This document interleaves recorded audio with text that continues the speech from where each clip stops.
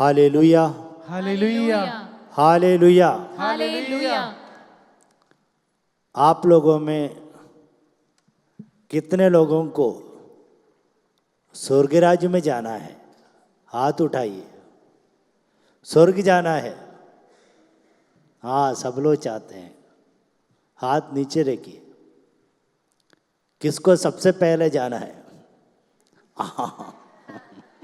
हाँ, एक व्यक्ति उधर पीछे, एक व्यक्ति ने हाथ उठाया। बहुत अच्छी बात है। सो पहला जाने के लिए कोई तैयार नहीं है, सबको जाना है। तो स्वर्ग राज्य में क्या होता रहता है? स्तुति आराधना। हाँ, निरंतर।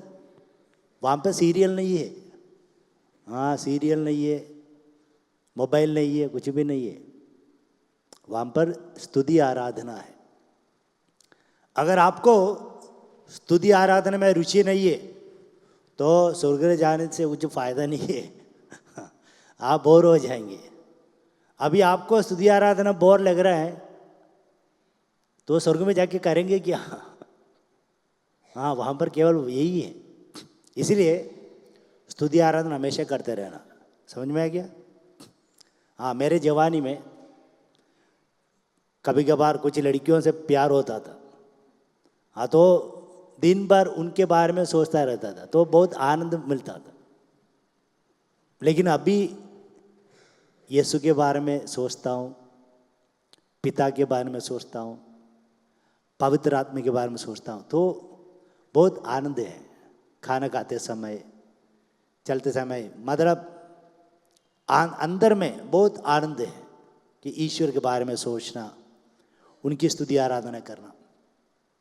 और आपके हर एक शब्द वाक्य टाइम टू टाइम रिपोर्टिंग चल रहे हैं।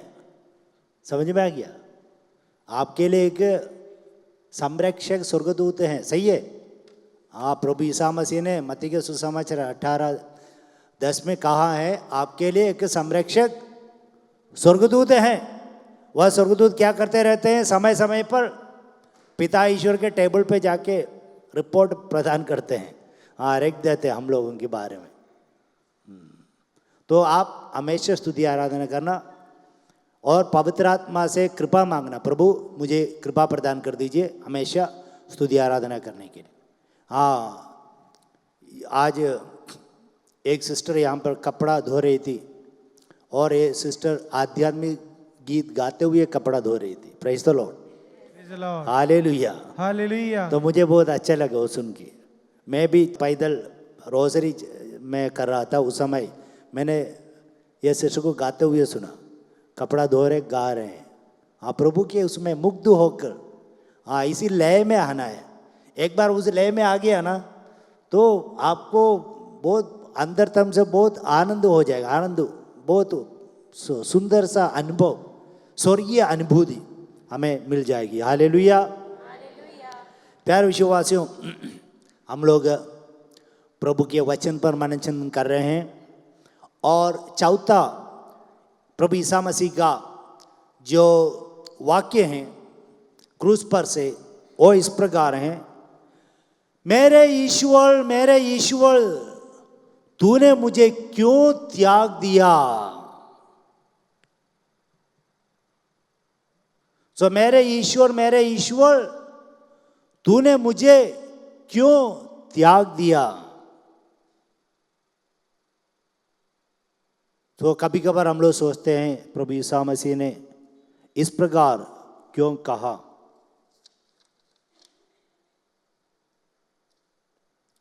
इसका विवरण इस प्रकार है। संत योहन के सुसमाचार अध्याय 16 वाक्य 32। संत योहन के सुसमाचार अध्याय 16 वाक्य 32 में, देखो वह घड़ी आ रही है, आ ही गई है, जब तुम सब तितर बितर हो जाओगे। हाँ, तुम सब तितर बितर हो जाओगे और अपना अपना रास्ता लेकर मुझे अकेला छोड़ दोगे। फिर भी मैं अकेला नहीं हूँ, क्योंकि पिता मेरे साथ है। हालेलुया। तो यीशु को ये ज्ञान मिला था कि यह समय आ रहा है कि मेरे शिष्यगण मुझे छोड़ के चले जाएंगे, सब लोग मुझे छोड़ देंगे, त्याग देंगे, धोखा देंगे, अस्वीकार करेंगे। ऐसा प्रभु ईसा मसीह को मालूम था। लेकिन यीशु क्या कहते हैं? पिता मेरे साथ है। ऐसा विश्वास करने वाले यीशु ने क्यों ऐसा कह दिया, ये मेरे ईश्वर आपने मुझे क्यों त्याग दिया? यीशु ने क्यों ऐसा कहा? इसका विवरण ऐसा है कि जैसे नबी इस्यास के ग्रंथ में अध्याय 53 वाक्य 4 से 6, परंतु प्रभु ईसा मसीह ने हमारे ही रोगों को अपने ऊपर लेता था और हमारे ही दुखों से लदा हुआ था, और हम उसे दंडित, ईश्वर का मारा हुआ और तिरस्कृत समझते थे। हमारे पापों के कारण वह छेदित किया गया, हमारे कुकर्मों के कारण वह कुचल दिया गया। जो दंड वह भोगता था उसके द्वारा हमें शांति मिली है, और उसके घावों द्वारा हम भले चंगे हो गए हैं। और उसी पर प्रभु ने हम सबों का पापों का भार डाला है। Hallelujah, hallelujah. तो न्याय विधान में हम पढ़ते हैं कि न्याय विधान में इस प्रकार हम पढ़ते हैं, प्रभु ईसा मसीह ने हमारे सारे पापों को अपने ऊपर ले लिया। सही है? तो प्रभु ईसा मसीह स्वयं निष्पाप थे, पाप नहीं थे। तो इसकी वजह से यीशु ने अनुभव किया कि उनके साथ ईश्वर का सानिध्य है। लेकिन जैसे ही यीशु ने समस्त मानव जाति के पापों को अपने ऊपर ले लिया, उस समय यीशु पापी बन गए। सही है? उस समय यीशु को यह लगा कि पिता ईश्वर छोड़ दिया है, पिता ईश्वर ने छोड़ दिया है। हालेलुया। आपको समझ में आ रहा है जो मैं बता रहा हूं? तो वो बलिदान के समय यीशु ने हमारे पापों को अपने ऊपर ले लिया। पाप अंधकारमय होते हैं ना, तो उस अंधकार में एक पल यीशु को हमारे समान यीशु सोचना शुरू किया कि पिता ने छोड़ दिया है। जैसे कि पाप का कारण क्या होता है? नबी इस्यास के ग्रंथ 59 वाक्य 1 और 2, प्रभु का हाथ बचाने में समर्थ है, उसका कान बहरा नहीं है, वह सुन सकता है, किंतु तुम्हारे अधर्म ने तुमको ईश्वर से दूर किया है, तुम्हारे पापों ने ईश्वर को तुमसे विमुख कर दिया है।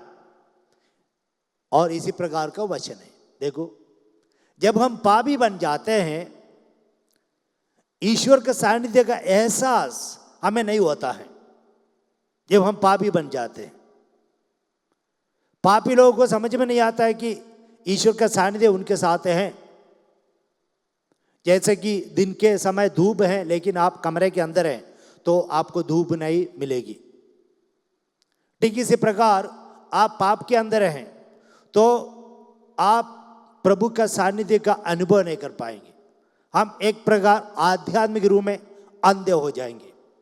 तो इसलिए जब पाप यीशु मसीह ने अपने जीवन में ले लिया, उस समय प्रभु ईसा मसीह को एक पल यह लगा कि पिता ईश्वर ने छोड़ दिया है।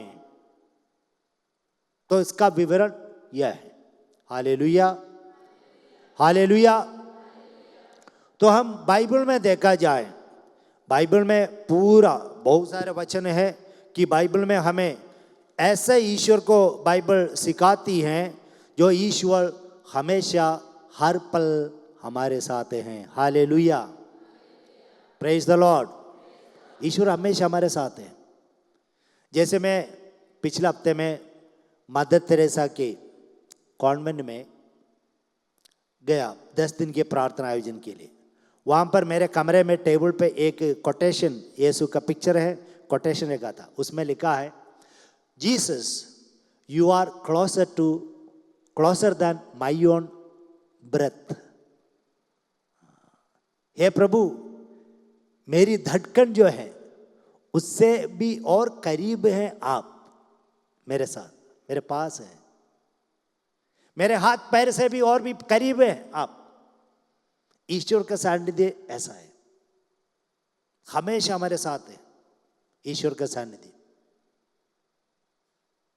बाइबल में हम पढ़ते हैं ईश्वर का सानिध्य आदम और ईव के साथ, आदम हवा के साथ ईश्वर का सानिध्य है, लेकिन पाप के वजह से विमुख हो गया। हाँ, पाप करने की वजह से, हाँ, पाप के वजह से ईश्वर का सानिध्य हमसे चला जाता नहीं, बल्कि हमारा सानिध्य ईश्वर से चले जाते हैं, हम चले जाते हैं। ऐसा बोलना सबसे उत्तम है। ईश्वर का सानिध्य सामसन के साथ रहा। सामसन ने पाप किया और ईश्वर के सानिध्य से दूर हो गया। ऐसे हम पढ़ते हैं सामसन के बारे में 16-20 में, वो न्यायकर्ता की, तो सामसन के जीवन से चला जाता है। ईश्वर का सानिध्य साउल के साथ था, इस्राएल के प्रथम राजा, लेकिन साउल ने पाप किया तो ईश्वर के सानिध्य से साउल चला गया, वंचित हो गए। और दाऊद ने पाप किया और दाऊद ने क्या प्रार्थना की, हे प्रभु आपके पवित्र आत्मा से मुझे वंचित ना कर, आपके सानिध्य से मुझे दूर ना कर। हाँ, स्तोत्र 51 में 91 में कहते हैं। तो आपके सानिध्य, तो अगर आपके दिल दिमाग में, आपके हृदय में आप अनुभव नहीं कर पा रहे हैं ईश्वर का सानिध्य, जबकि उस ईश्वर के बारे में, सानिध्य के बारे में बहुत सारे वचन हैं, तो मैं वो आपको बताऊंगा।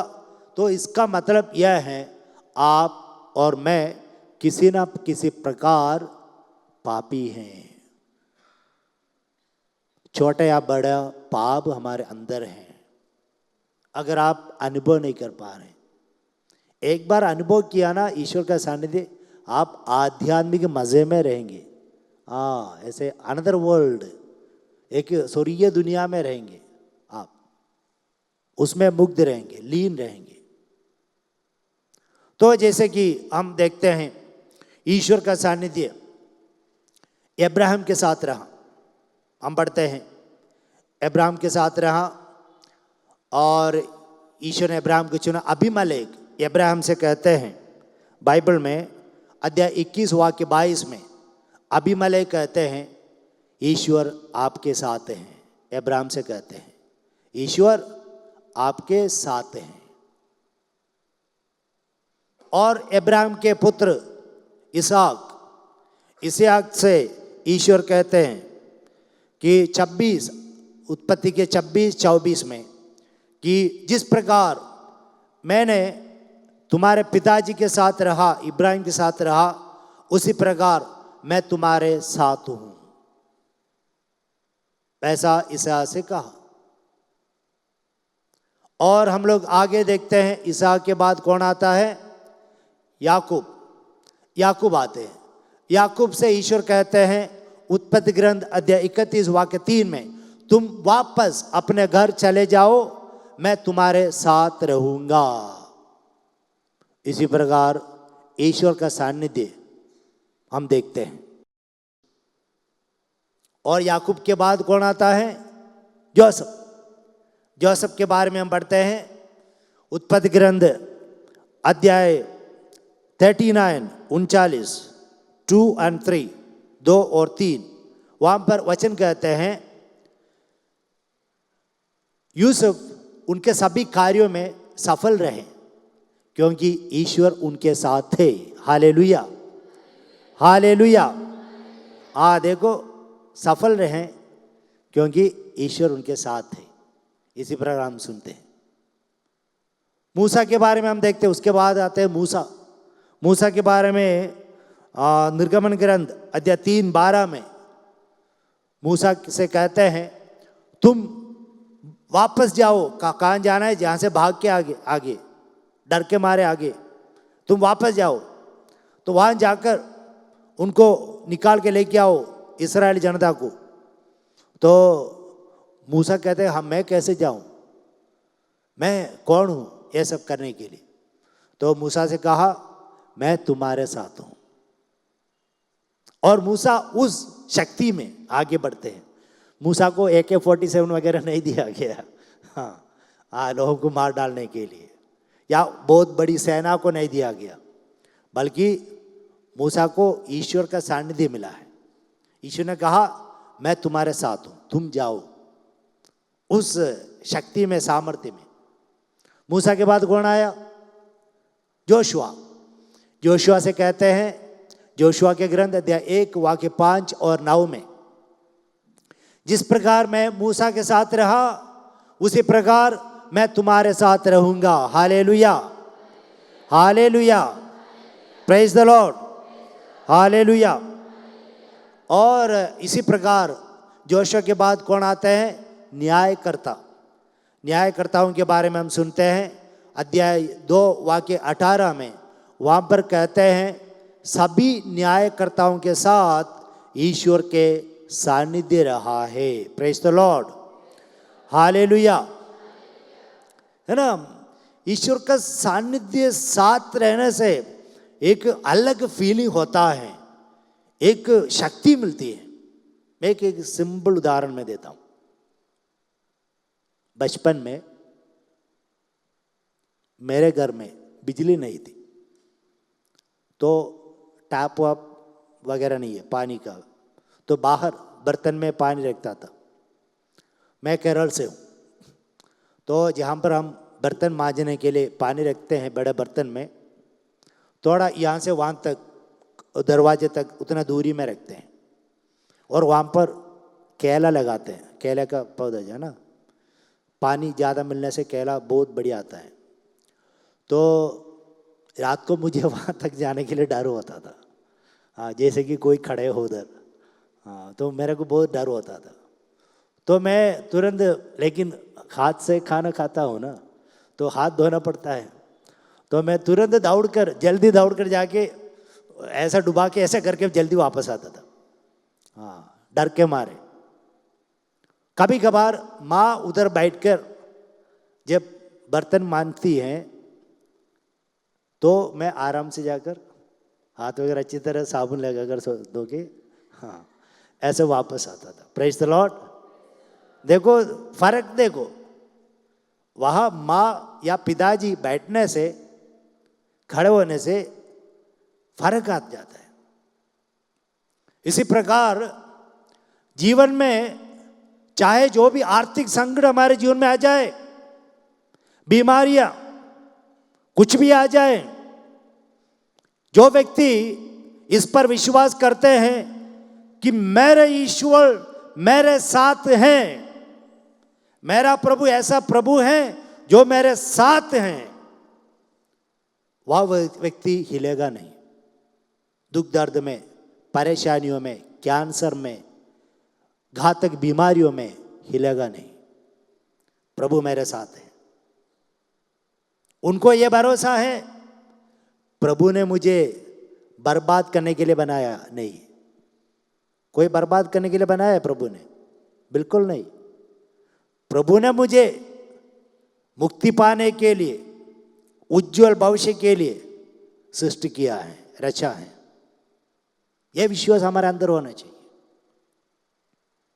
और वही प्रभु मुझे ऐसे बनाकर छोड़ा नहीं, जैसे माता पिता मुझे जन्म देकर छोड़ते, ऐसा नहीं है। प्रभु छोड़ते नहीं, प्रभु हमेशा हमारे साथ हैं, क्योंकि वही हमारा असली माता पिता हैं। Praise the Lord, praise the Lord. जैसे अंग्रेज में हम बोलते हैं ना, वो डिवाइन मर्सी, इटर्नल फादर। ओह, कितना सुंदर वचन है, इटर्नल फादर। आपके माता पिता को बोल सकते हैं शाश्वत पिता, शाश्वत माँ? हम बोल सकते हैं अपने माता से, पिता से? नहीं नहीं, शाश्वत पिता शाश्वत माँ केवल ईश्वर को बोल सकते हैं। शाश्वत पिता शाश्वत माँ, eternal Father. Oh so beautiful, eternal Father. Father आप किसको बोल रहे हैं? ईश्वर को बोल रहे हैं फादर, पिताजी।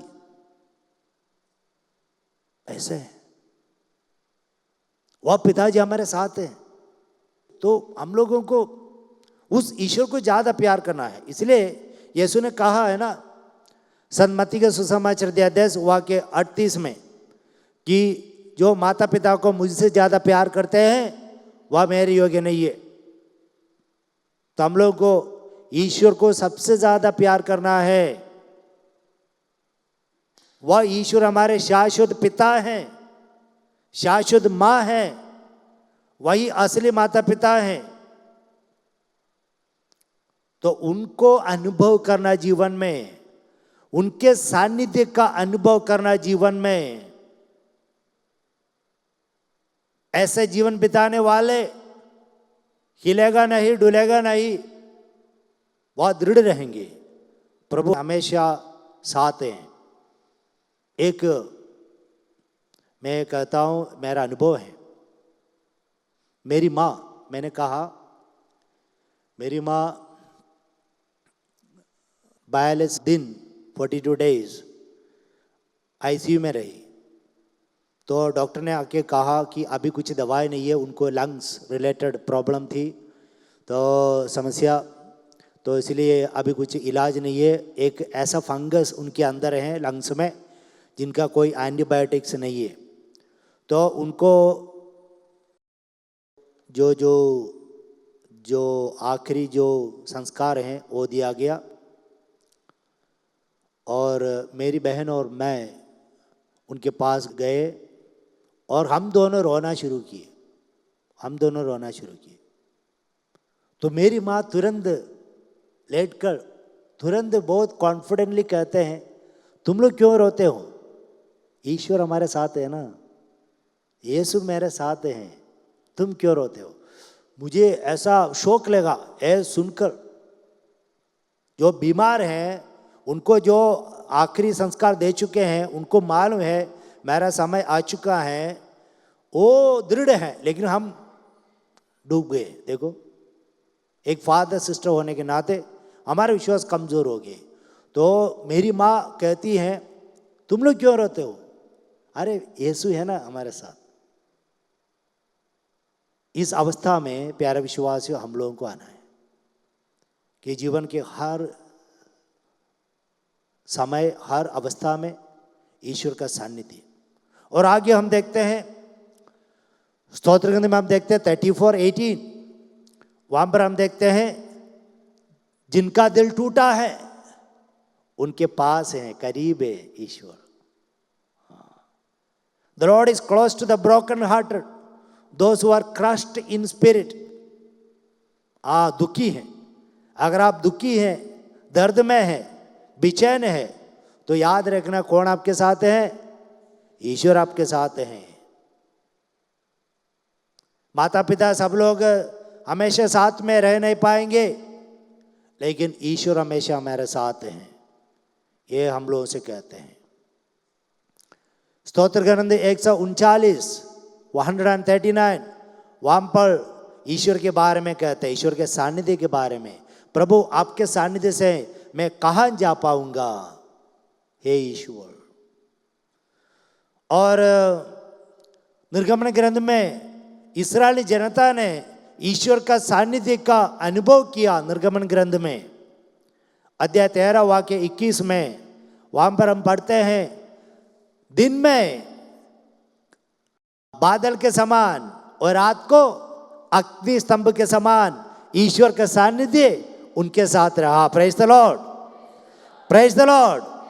देखो, ये कि जनता का विश्वास है कि ईश्वर उनके साथ है, दिन में भी है, रात में भी है, उजाले में भी है, अंधकार में भी है, अच्छे स्वास्थ्य में भी है, बीमारी की अवस्था में भी है।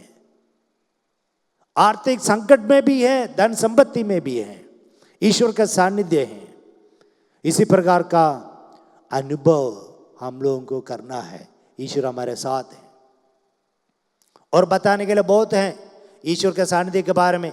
राजाओं के साथ थे और नबियों के साथ थे, इसी प्रकार के बहुत सारे वचन हैं।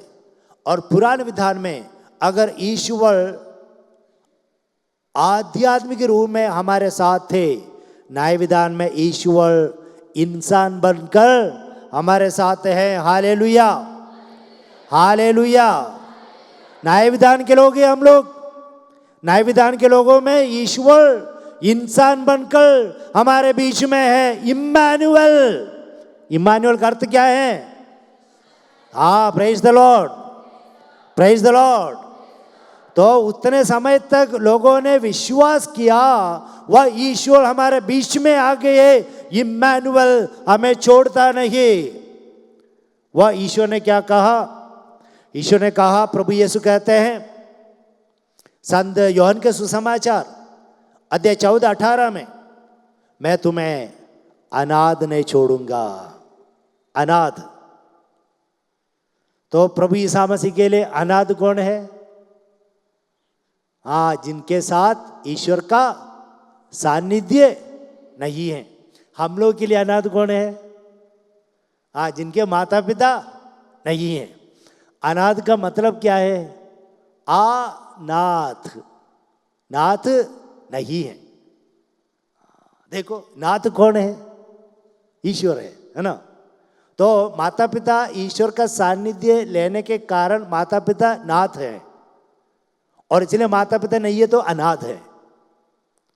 हाँ, तो मैंने कहा माता पिता से भी बढ़कर ईश्वर हमारे माता पिता है। तो ईश्वर के सानिध्य नहीं रहेंगे तो हम अनाथ हैं। हम वाकई में अनाथ कब हैं? जब ईश्वर का सानिध्य नहीं है। ईश्वर का सानिध्य हमेशा हमारे साथ है, क्योंकि यीशु को मालूम है, पिता को मालूम है, पवित्र आत्मा को मालूम है, जब उनका सानिध्य हमारे साथ नहीं है तो हम जीवित नहीं रह पाएंगे, हम अनाथ हो जाएंगे। और इसलिए यीशु कहते हैं, मैं तुम्हें अनाथ नहीं छोड़ूंगा। देखिए, ईश्वर का सानिध्य यहाँ पर है, हमारे घर में है, हमारे बीच में है। यीशु ने यह भी कहा है, जहाँ 2 या 3 मेरे नाम पर एकत्रित है वहां पर मैं उपस्थित रहता हूं। यीशु ने यह भी कहा संत मत्ती के सुसमाचार 28 वाक्य 20 में, संसार के अंत तक मैं तुम्हारे साथ हूं। और उस ईश्वर का सानिध्य अभी हमारे संस्कार के रूप में या सैक्रामेंट के रूप में हमारे बीच में है। यहाँ पर हमारे प्रभु हैं।